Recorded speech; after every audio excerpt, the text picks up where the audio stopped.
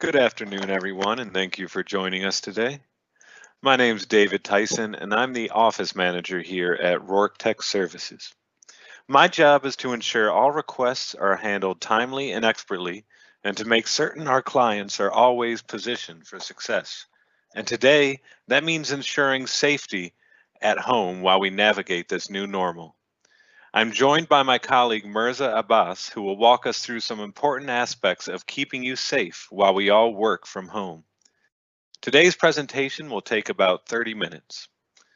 Now, like many of you, I'm not a certified technician, and I have the same challenges at home as you do.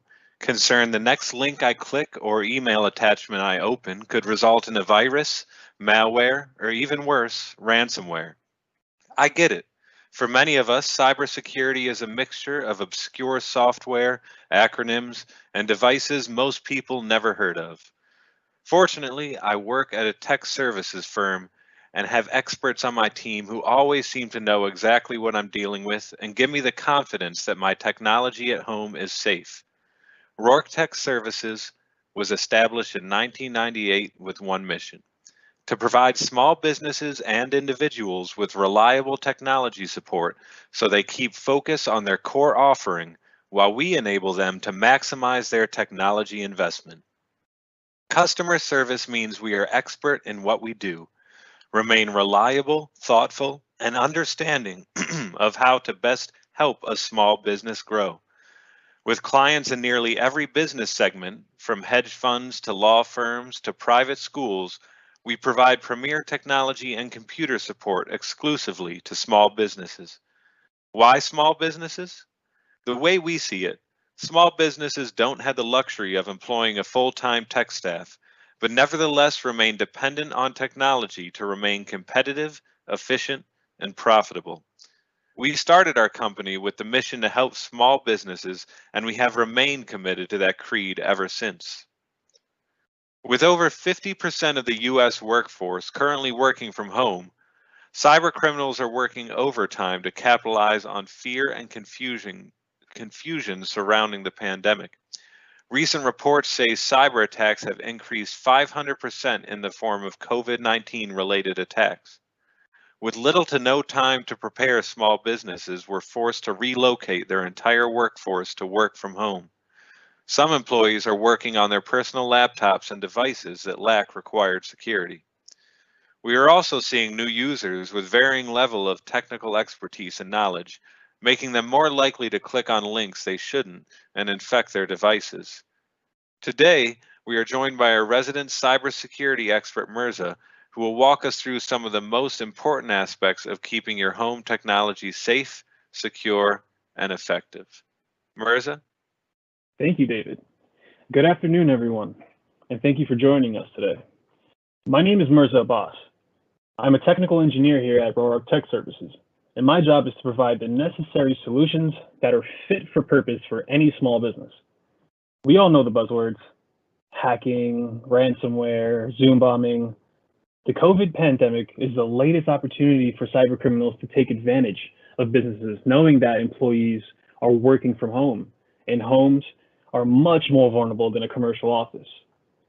For business owners, this is a big concern because it's a lot more difficult to enforce proper cybersecurity policies at home than it is in the office. Thankfully, there are a few easy to implement best practices that will help make your work from home environment more secure. We'll walk through these best practices today. During the pandemic, most companies allow workers to access their company data and email remotely. If you're in the cloud, this is easier. But if your data is on a server and in the office, then remote access is required. There are free tools and paid tools, but at the end of the day, what you really need to know is how to keep your connection safe. We strongly recommend two tools that allow you to do just that: two-factor authentication and a VPN, otherwise known as a virtual private network. What's two-factor authentication?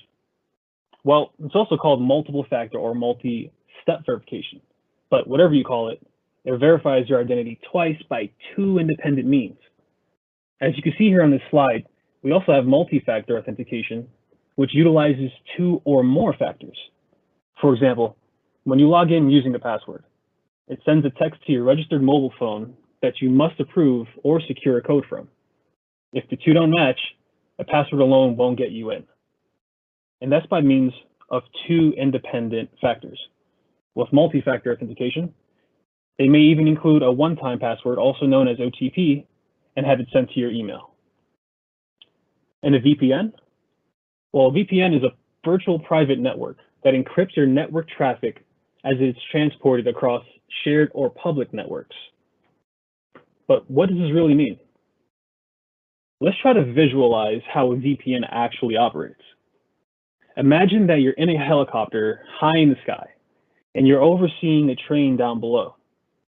Now, you can clearly see the train, and you can see the people inside of the train talking and reading. This train represents our network traffic. Now, as the train continues down the tracks and enters the tunnel, visibility to the people inside is gone. In fact, visibility to the whole train is gone. As you sit in the helicopter, you know the train is somewhere underground, but you can't see it. The tunnel obscures it. This is essentially what a VPN does for your network traffic. It creates an encrypted tunnel over a public network for your network traffic to pass through. This encrypted tunnel hides the location, IP address, user activity, credentials, and overall provides full anonymity for anyone, protecting you from a hacker in a helicopter who's looking down to see what you're doing. Now, what are some other best practices that we can implement to fully secure our networks? Well, applying updates. Always make sure your operating system and applications are up to date with security patches and hot fixes. Microsoft releases updates about once a month, usually the first Tuesday of the month, and it's a very good practice to keep current. If you have any computers running an old operating system such as Windows 7, upgrade it immediately, and I mean immediately. We can also install a firewall or even enable a firewall. A firewall is a network security device that monitors incoming and outgoing network traffic and decides whether to allow or block it based on defined security rules. If you address nothing else, implementing a firewall is perhaps the single most effective thing a small business can do to decrease their risk of attack. Let's get into password policies. How can we enforce strong password policies? Well, create rules that require passwords or passphrases that are at least 10 characters long and contain a combination of letters, numbers, special characters, and upper and lowercase. The more complex your password, the harder it is for a hacker to find it. Avoid personal dates like birthdays and anniversaries. Avoid using the same password for multiple accounts. Never log in with Google or Facebook credentials. Don't include anything you post on social media in your passwords, like a pet's name or a favorite vacation spot. Avoid using the same password, again, over multiple accounts. And how about changing the default router passwords? The default router password is in place for a speedy setup, but leaving it allows hackers an easy way in. Changing the default router password, such as, admin, is like buying a house and changing the locks.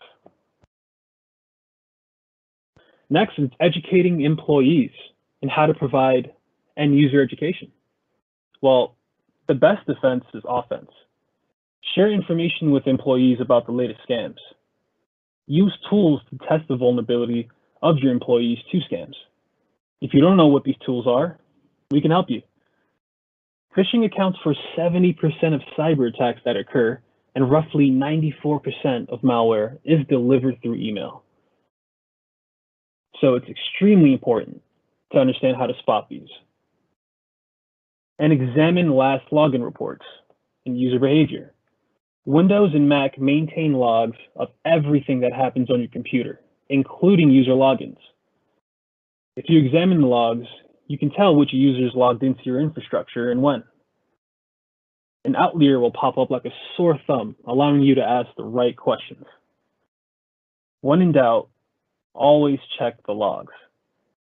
That concludes this portion of the presentation. I will now hand it off to Dave to present some questions that were previously submitted. Thank you, Mirza, for that informative and helpful information. We covered a lot here, but we only scratched the surface. So we invite all our guests to submit any questions they may have for us. And while you do so, Mirza is going to address some of the more popular questions that were submitted leading up to today's webinar.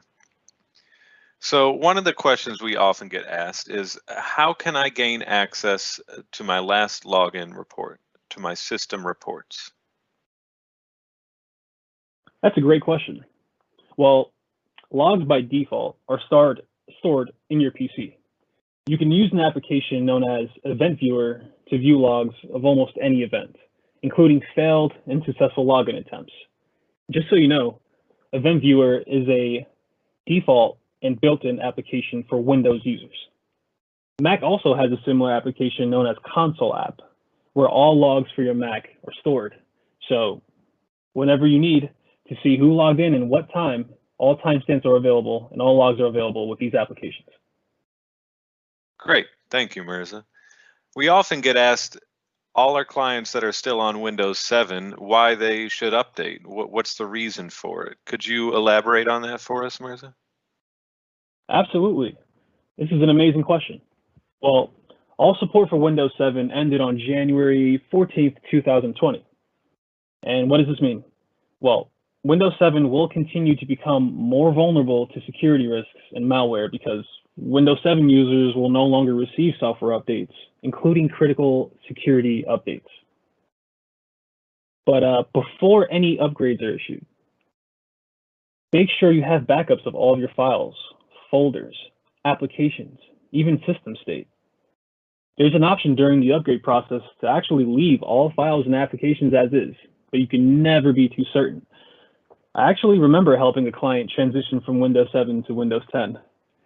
Prior to the switch, he expressed having issues with software compatibilities and overall performance of his system. After the upgrade, his PC startup time was significantly faster than that of Windows 7. Not only was his system faster and more secure, he was also able to enjoy a newly added feature such as Cortana, the App Store, and even modern sign-in options like Hello Face, Fingerprint, and PIN. Great. So most of us know what a firewall is, or not what a firewall is, but we've all heard the term. Is that software, hardware?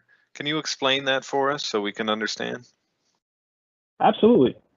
Well, firewalls can be both a software or hardware appliance. For example, Windows Firewall, also known as Windows Defender Firewall for Windows 10, is a built-in software that only protects the device that is installed on. However, an external firewall is a hardware appliance that can be planted on the edge of the network to protect all devices on a local area network. So imagine running both an internal and external firewall. That will definitely help improve and enhance your security. Great. So we learned a lot about password managers recently. Can you explain that to our attendees? What do those do? Why are they useful? Should they subscribe to them? Absolutely. I highly recommend a password manager. There are just too many passwords to manage today, and no one can keep track without a tool. The alternative is writing them down or keeping them very simple, both very bad practice. A password manager not only organizes your passwords, but can create complex passwords that you never need to remember. A good password manager will also alert you if an existing password is too simple, or if it's been used across too many accounts. Subscribing to a password manager such as 1Password or even Dashlane keeps your passwords organized, complex, and accessible. It is definitely worth the peace of mind to subscribe to a password manager program. Thank you, Mirza. Another common buzzword we hear in the tech community is ransomware. We're all afraid of it, but what exactly is it? Sure, this is definitely one huge attack that occurs a little too often. But ransomware is a type of malicious software designed to block access to a computer system or computer files until a quote-unquote ransom is paid. Ransomware most often encrypts files on a target computer.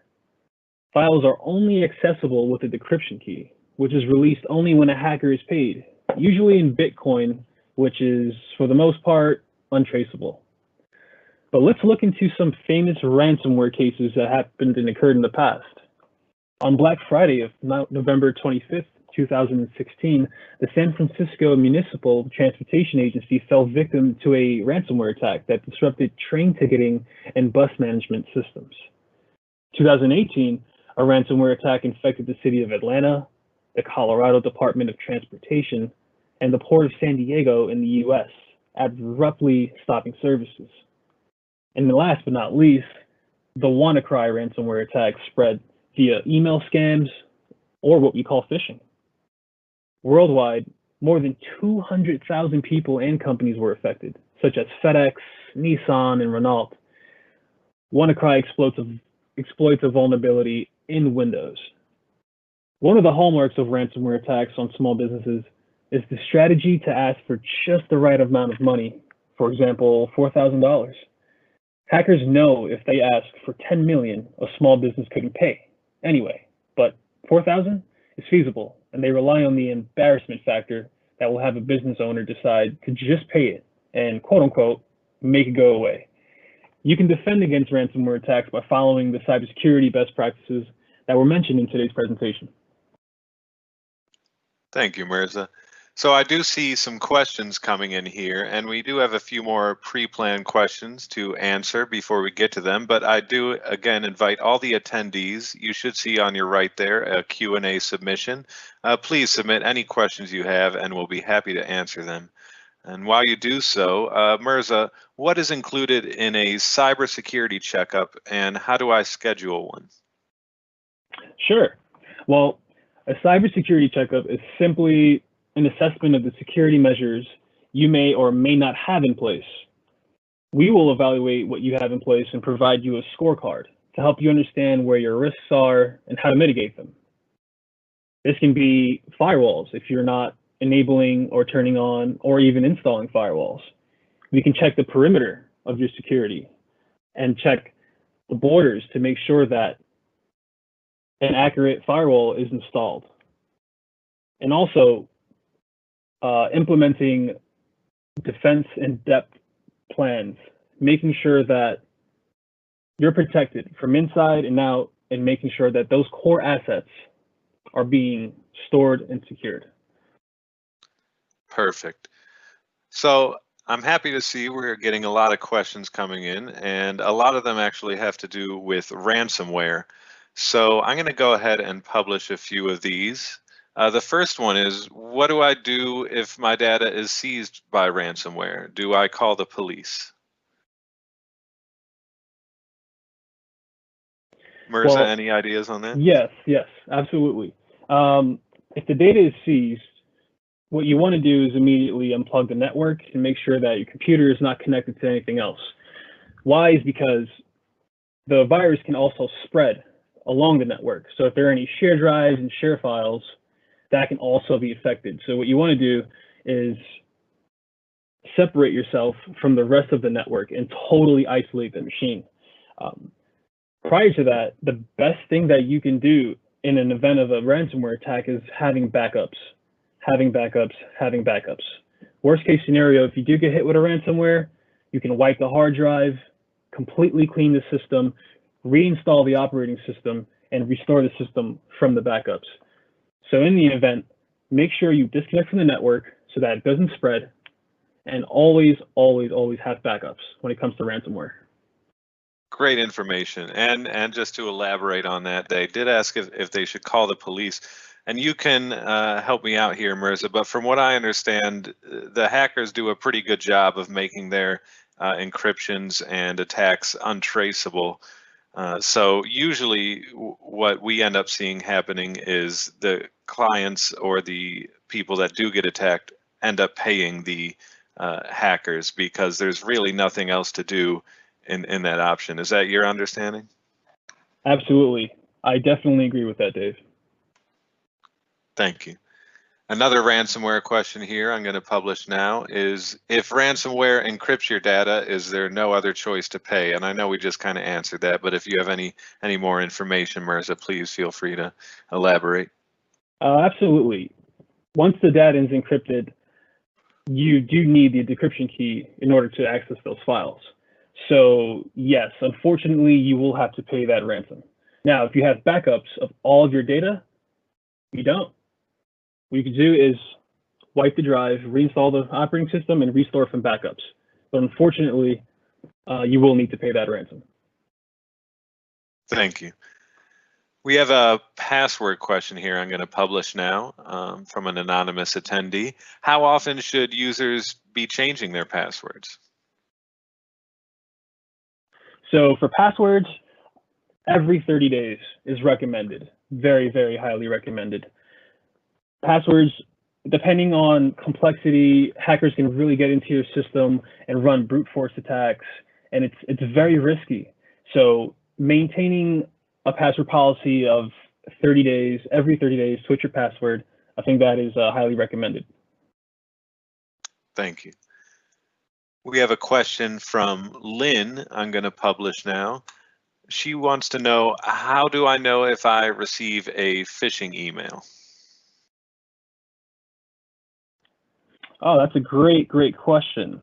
Well, there are so many signs in terms of phishing emails and what to look for, and I can definitely run through a couple of telltale signs to look at. One thing to look at is, does the message contain a mismatched URL? So if you have a URL, check the URL, hover over it, and see, does the URL actually match what you're seeing in the hover?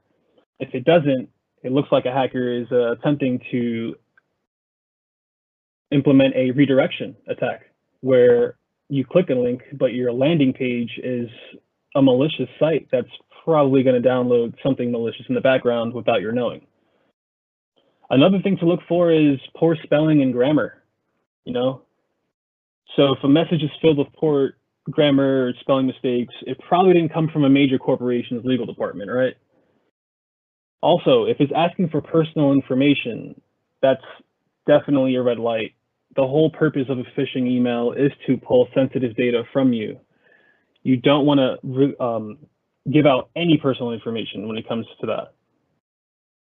And if you didn't initiate the action, for example, there are a lot of Amazon phishing emails that are sent out that claim you've bought something and they want to give you rewards and it was X amount. Well, if you don't recall purchasing anything or even having an Amazon account and you're getting those types of emails, that's a huge red light and you should disregard that. Excellent information, Mirza. And just to expand on that, I did read an article recently, even things like Facebook polls that trend in social media that say, it's middle name Wednesday, and they try to get you to say your middle name or try to get information for common security questions like that, are another form of phishing that you should watch out for. You really want to be careful of the information you're putting out on social media. And we have a question from Sam that I'll publish now, and I can answer this one. Are you guys available 24/7? And yes, absolutely. We are available 24/7, 365 days a year for any and all technical support requests. So you see our information here on the slide. You can call us or email us at any time, and we'll always be here to help you. And another phishing question here from an anonymous attendee. I'll publish this now. Does antivirus software protect against phishing attacks? So Mirza, could you answer that for us? Sure. There are some antivirus softwares that incorporate email filtering for spam. And what it does is that it scans what's coming into your network via email, and it looks for telltale signs of phishing attempts. Maybe it'll inspect the domains of the URL. If it's something that's unfamiliar or something weird in terms of domains and subdomains, it'll disregard that email and quarantine it. Cybersecurity has a great solution when it comes to email filtering and spams. So yes, definitely invest in a really good antivirus solution. Norton Security is great, McAfee, even Avast. They do implement great strategies in defending against phishing attacks. Thank you. Another question here. How often should I back up my data? So that really depends on how much data you're dealing with and really how sensitive that data is, how important that data is. Weekly backups are good enough. You can also do daily backups, but weekly backups is definitely sufficient in that manner. And to expand on that, it's really a matter of, if it's a day-to-day operation, you need to make sure all that information every day is secure in case of a ransomware attack, then you really should be backing up every day. If it's just personal things that aren't as important, then like you said, a weekly backup is a good option there. An update question here. How do I know if a Windows update is safe, or even if it is, will it break some of my other applications? Should I blindly install all updates? So Mirza, I'll let you handle that one. Sure. So for Windows updates, usually it indicates what the update is, what it entitles, and it tells you what exactly is going to go on. So when you check out a Windows update, usually the font is written in red, and red indicates very important, very critical, usually dealing with security. There are also optional updates, or known as cumulative updates, and those are optional. You don't have to download that in terms of Windows 10. Will it affect your applications? It is known for it to happen sometimes, but it's best to also review exactly what the update entitles. But if you see font in red and you see critical update or security update, that absolutely must get updated immediately, meaning they're patching some holes within the Windows system that'll prevent your system from being compromised. Any security updates and critical updates, absolutely download immediately. Thank you. And again, to expand on that, usually when updates affect applications that you use in terms of making them unusable, it's because the applications are legacies. So for example, if you're using a version of Photoshop from 2010, there is a chance that updating on your Mac or Windows computer might make that application unusable. So if you do use a lot of older applications and you don't want to upgrade those to the newer versions, it is a good idea to research before updating if those legacy applications will be affected by an update. So we have some password questions here. The first one is, a lot of times you get an option to sign in to applications or websites with a Google or Facebook account. So I'm going to publish this one now that says, why shouldn't I sign in with my Google or Facebook credentials? Sure. So single sign-on, also known as SSO, single sign-on, is a feature where you can create an account or sign in with a Google account, Facebook account, and it makes things really, really convenient for the user. But let's talk about a security breach that occurred. A security breach allowed hackers to infiltrate the accounts of at least 50 million users and possibly tens of millions more. The hack gave attackers access to not just your Facebook account, but also possibly the many accounts you use Facebook to log in with. Services like Instagram, Spotify, Airbnb, Tinder, Expedia, even the New York Times, and more than 100,000 other places online. And the reason why I advise not using or signing in with your Google account is if your Google account does happen to get compromised, all the accounts that are linked to that account are also compromised. If you do use SSO or single sign-on, make sure multi-factor authentication is enabled or two-factor authentication is enabled if it is applicable. And you can also combat this by using a password manager. So avoid signing in with your Google account and avoid signing in with your Facebook credentials and putting yourself at risk for compromise when you can just invest and subscribe to a password manager. And that ties directly into this latest question we received from another anonymous attendee. I'm going to publish this now. It says, don't recent studies say frequent password changes are harder for users to remember, and they end up reusing variations of their old passwords. Longer strings of words put together instead of capitalizations, and special characters is better. So, like you said, password managers can kind of directly combat that issue of remembering long, complicated passwords. But if you have anything else to add on that, please go ahead. Absolutely, I definitely agree. Password managers combats that 100%. Being able to generate super complex passwords with a mixture of letters, symbols, capital and lowercase and numbers, and having it stored in a very secure encrypted database, that's what you want. And that's how you're going to combat that, and not having to enforce these weird password policies on your computer when you can just have a password manager and not have to worry about any of your accounts being compromised.